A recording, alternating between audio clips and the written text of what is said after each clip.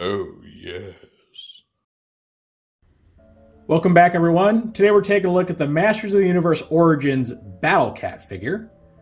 This toy is naturally a recreation of the original 1983 Battle Cat, who is the trusty mount of the main character of MOTU, He-Man. And for anyone not familiar with He-Man, Battle Cat in his normal form is just this cowardly green tiger known as Cringer, but when He-Man transforms, Prince Adam transforms into He-Man, he tends to use that power to, upgrade and kind of reformat Cringer into the powerful Battle Cat, who is anything but cowardly. So this toy is pretty cool. It's a nice posable update to what was a very static mount for He-Man back in the day. So you'll be able to get, some more dynamic poses and stuff out of him, which is really neat. And, if you have a He-Man figure, some variation of that, he can serve as a mount for He-Man, which is kind of the whole point of getting him. This toy is also, next to He-Man himself and Skeletor, like the most common thing you'll find at a Walmart. Every Walmart I've been to, virtually all they have is just pegs and pegs of He-Man and Skeletor and then a bunch of Battle Cats underneath. Like, I don't know why they're only stocking these 3 characters, and it's kind of terrible because trying to play catch-up now, I can't find anything else in stores. I have to go online for everything.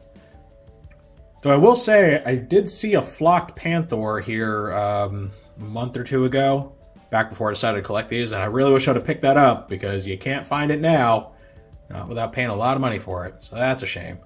Probably have to settle for just the regular plastic Panther. Oh well. So if you see my MOTU reviews before, you know how this goes. We're going to take a look at Battle Cat's packaging, then we'll put it up, and we'll see Battle Cat himself, check out his posability, all that cool stuff. Naturally, I'll be doing a group shot with He-Man and show how they interact. And then at the end of the video, I'll give my final thoughts. So your packaging for Battle Cat is different than, the carded figures. It's an actual box. And honestly, I can't tell you if this is a recreation of the original or not. I'm not actually sure. I don't remember that well. Could be, though the artwork looks a little too new and too clean to be the original. I'm not sure. But the artwork is really cool. Let's see it here. It's He-Man mounted atop Battle Cat. There's Castle Grayskull in the background with somebody manning a turret. Can't tell who that is. And then you got like some, I think there's Skeletor and like some random baddies here. You got like what looks like ruins. That's pretty neat. And then you get this thing here. It says, terrifies every enemy, removable armor and headpiece, carries He-Man into battle. So it just shows his basic functions, in fiction and as a toy, which is cool. Then on the back, you get this really cool shot of He-Man riding Battle Cat and like running down Skeletor, which is awesome. And a little flavor text here says, strong, agile, and ferocious, the faithful Battle Cat charges into battle with He-Man on his back and Skeletor in his sights. So more of a description of what's actually happening in this picture than a generic one. Here it shows you how to remove his armor and how to move him around, twist him around, do all that cool stuff. And then you also get a call out for the Wave 1 toys. And this expands on what you see on the regular carded figures, because you get, your still normal size guys here, your 3 good guys, 3 bad guys. They show Battle Cat. And they also show the Prince Adam Sky Sled, which I do have coming in the mail. I'll never be able to get over Prince Adam's original look. Like, I love the update they did in Revelation because it's He-Man with purple tights and a loincloth and a bright pink vest, and it's like, what? Like, I don't get it. And it's not even like a guys can't wear pink thing. It's such an odd clash of colors that whoever designed that was like, I don't know. I don't know what was going on in their head. And also the fact that, he looks exactly like He-Man with giant rippling muscles, even when he's not He-Man, also found kind of weird about the original show. Apparently that it wasn't that way in other media, like the comics and stuff. But yeah, I do like the new take on Adam. I think he looks a lot more like just your unassuming teenager in, the new show and all that. Then let's see here. I don't know if there's anything significant on the side. Just a call out and kind of a wrap around of the terrain from the big picture here. So pretty cool. Big old box, the big old window. Shows off Battle Cat. So now let's go ahead and open this guy up, play around with him, and have He-Man right atop him. Right here we can see Battle Cat with his armor set aside. And underneath, he's just a plain tiger. Or, as plain as a green and yellow tiger can be. Now officially, this configuration it's simply Battle Cat without his armor. But if you want to be more imaginative, you can pretend this is Cringer if you want to have like a Cringer toy. Though he's probably a bit too ferocious and honestly too big to be Cringer.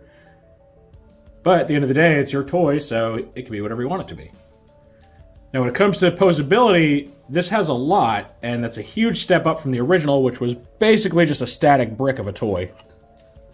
So his head moves up and down at the base of his neck, and then it swivels around like this at the base of the skull. His jaw opens and closes fully, which is cool. His shoulders move, and they have like a position they kind of click into. Like you can see that right there, which I think is supposed to be like the original positioning of like, you know, the retro toy, in case you want to just recreate that pose and have it look like the original. Interestingly, I get some weird like paint crackle going on here on this arm. Must be like how he was pressed up against the packaging there. So you get all that. His elbows and knees bend, and they even swivel, which is interesting. Unfortunately, the paws are static, which does kind of limit what poses you can put him in despite the legs moving, right? But you can still get some different poses out of him. And then the tail lifts up and down on a hinge. It actually swivels all the way around too. So you can do a lot with this guy, which again, big improvement from the original. And it's funny how, you know, Battle Cat, he's more of an accessory than like a full-fledged figure, right? But he beats out pretty much all the other Origins figures in terms of posability. Like, he's just got a lot going on there. The head and jaw are an especially nice touch. You can get all sorts of different positions with that. Now, as cool as he looks on his own, you know, Battle Cat's not really anything without his iconic armor. So, if you want to attach that, take the saddle piece here, put it over his back, and it's like two pieces. It's like a big solid shell and this band that goes underneath. So you do that, and then this works like a regular belt, right? It's got holes, notches. It's got the little thing to hold in place. You just kind of pop it in. Really, you only need to bring it to like the first hole to get it to stay on there well. So you get his back armor, and if you leave it like that, he looks like a psychedelically covered Panther, because, I mean, Panther is really just a recolor of this right here. All right, and then, of course, you got to go ahead and put on his helmet. And you got to make sure it gets on straight, because it's a little wobbly. It doesn't really like to stay in a very neutral position on his head. So you may have to fiddle with it a bit. And one downside to the helmet, like when you have the helmet and the back armor on, it limits the posability of his head and neck, right? Because they collide with each other. So he loses a lot of that, you know, expressive ability he had without all the armor strapped on. Which, to be fair, is, you know, very reminiscent of real-life armor. It's very hindering on your movement. But yeah, that is, you know, the completed product, and it just looks very cool, very intimidating. I will say, I always found his helmet to be a bit weird, especially the nose area here. It kind of makes him look like a bit of a goblin. So I'm not sure why they went with that specifically. Doesn't look bad, but just my imagination always makes me think I'm looking at some sort of goblin or something, so don't know. Overall, though, I think it's still cool. I like the saddle. You know, you got the spikes in the front, then you got like the big, like, high backrest here. And I'm guessing those are supposed to be spikes too, and they're not colored in. So, very, you know, very fantasy-like, very over-the-top saddle configuration. Now, as I mentioned, at the end of the day, Battle Cat really is just a glorified accessory. So, you know, why buy Battle Cat if you don't have someone to ride him?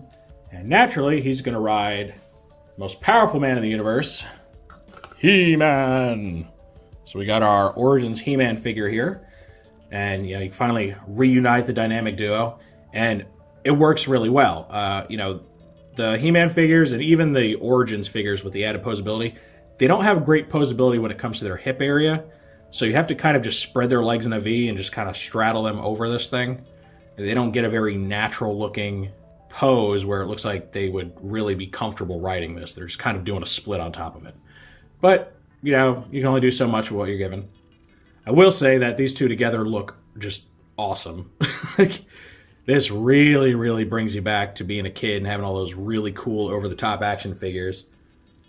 And the 80s and even early 90s were kind of a lost era in kids animation where there was just this like hyper masculinity about the cartoons that has since, I guess, fallen out of favor with a lot of people. I'm not going to get into the sticky politics of all that. But I will say it is a bit of a lost art, right? Sometimes it's just fun to have something like so over-the-top macho, right? It's just a lot of fun, I think. And what's more macho than a giant muscle-bound, you know, kind of Conan knockoff riding a giant battle cat. Like, come on. So cool. Now, you may have noticed that I got He-Man holding the completed power sword, so he's rocking the purple half that comes with Skeletor. That's how I like to display it. I mean, you can do whatever you want, but as I mentioned in Skeletor's review, he doesn't have a lot of options for holding all of his accessories, at least not in a way that looks really great. So I tend to just combine the sword, give it to He-Man. He holds it much better, and Skeletor can just keep his staff. Now, technically, almost any like standard-sized MOTU character can ride on top of Battle Cat. The exceptions that come to mind would be, like, I think Ram Man. I don't think he's really set up for that because he's got those, like, stubby legs. And maybe someone like Orko or those, like, top spinny guys that just don't really have legs. So all of your guys that, you know, just have that standard build. And girls, too, right? The female characters can actually mount on top of this, too. So you get a lot of options. You know, if you don't want to go with the default or you just want to mix it up and have Battle Cat bring someone else into battle, you have a lot of ways that you can do that.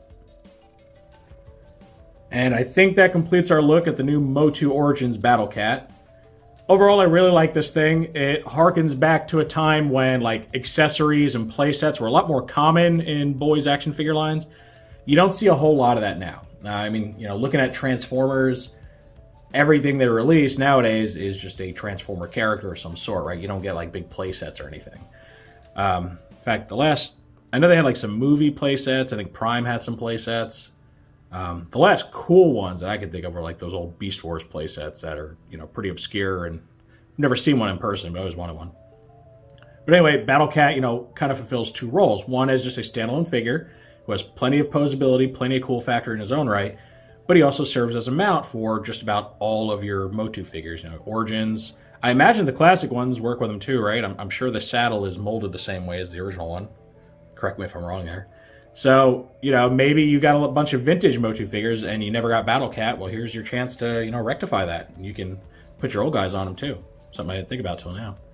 So overall, I really like this guy. I think he run like 20 to 25 bucks, so not too bad for his size. You know, most of the MOTU toys are pretty affordable. The only one I think is kind of a big ripoff is the Flock Panther, because it's 40 bucks as opposed to like 20 or so. I mean, they like pretty much double the price just to put Flocky on them, so I think that's kind of dumb. But overall, they're very affordable, so if you're interested in collecting these, it's not going to set you back much at all. It costs about what a deluxe Transformer costs, you know, to give you an idea of how these toy lines compare with their pricing. So I'd recommend grabbing this guy and, you know, get a He-Man to go with him. Because even if you're not a huge MOTU fan, you just want something cool for display, this makes for a very cool display. Very classic, very heroic looking. It's got a lot of presence despite being modeled after, you know, old, kind of simple looking toys. Basically boy Barbies. And I'll probably make someone mad every time I say that, but it's true. They're basically boy Barbies. So, yeah, if you haven't already and you want to get into it, I recommend picking this guy up. Of course, that is just my opinion. Now I want to know what you all think of this. Do you think Battle Cat's worth grabbing? Do you feel he's kind of a must-have? You got a He-Man? Or do you think he's, you know, maybe not worth the money, or he's just a little too excessive? Any and all feedback's always welcome in the comments section. If you enjoyed this review, make sure to toss it a like. Let YouTube know you want to see more stuff like this. If you do want to see more like this, make sure to subscribe and hit the notification bell so you always get a heads up when I post something new. If you'd like to become a member of the channel and join us for members-only live streams and, you know, potentially get to ask some questions in our monthly Q&A, as well as getting a shout-out during said Q&A, check out the join button down below where you can become a channel member for as little as $1.99 a month. I thank you for joining me for this look at the not-so-all-new, about a year old, MOTU Origins Battle Cat. And with all that said, I will see you next time.